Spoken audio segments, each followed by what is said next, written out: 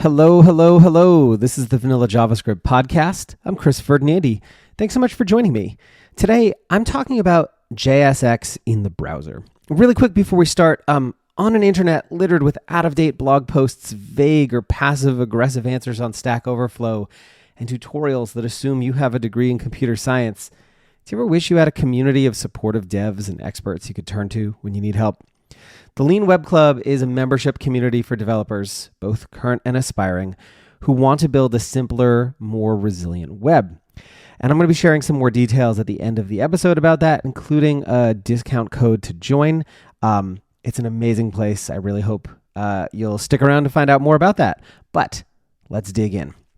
One often repeated refrain that I hear from the React crowd is, "Build JSX into the browser, you cowards."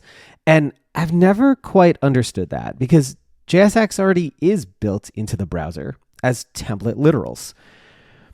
JSX is a syntax extension to JavaScript, and I'll drop a link to the details on that down in the show notes, that's used to create elements in React.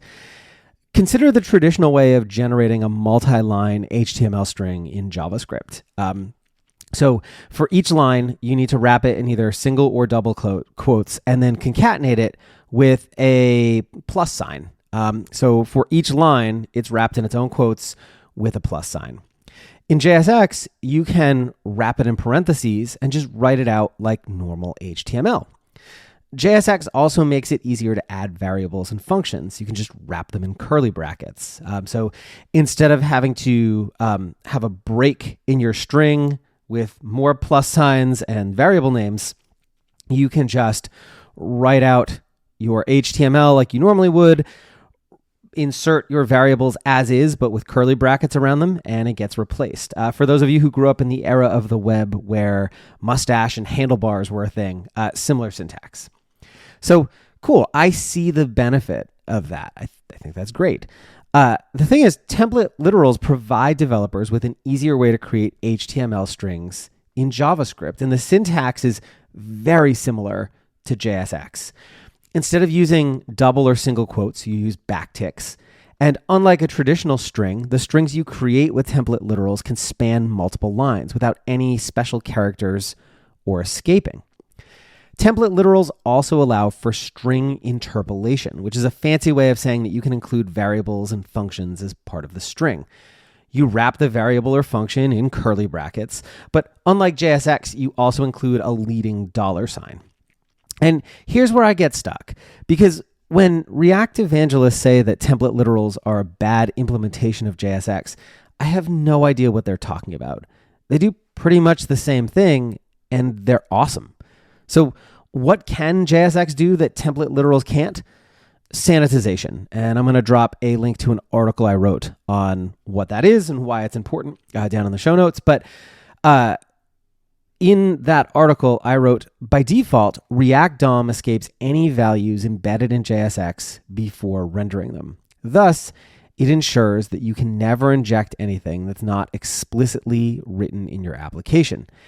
Everything is converted to a string before being rendered. This helps prevent cross-site scripting attacks, or XSS.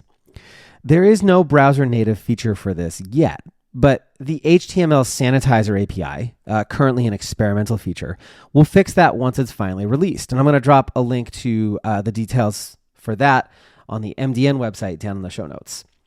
So the next time you see someone ranting about putting JSX in the browser, you can tell them it already is.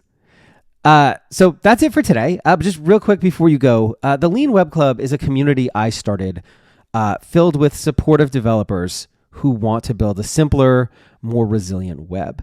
When you join the Lean Web Club, you get exclusive 24/7 access to a vibrant Slack community with over 1,000 developers who are all really passionate about a more lean and resilient way of building things for the web. You also get invitations to live Q&A and training events. At time of recording, there's actually one happening tomorrow where I'm going to be converting an old 10-year-old JavaScript library that Apple used on their Swift website into modern JavaScript. and people will be able to attend and code along with me and ask questions and work through stuff together. You also get access to all of the past events and a trove of free bonus gifts to help accelerate your learning. It's a place for you to ask questions like what we talked about today, like why is or isn't JSX in the browser?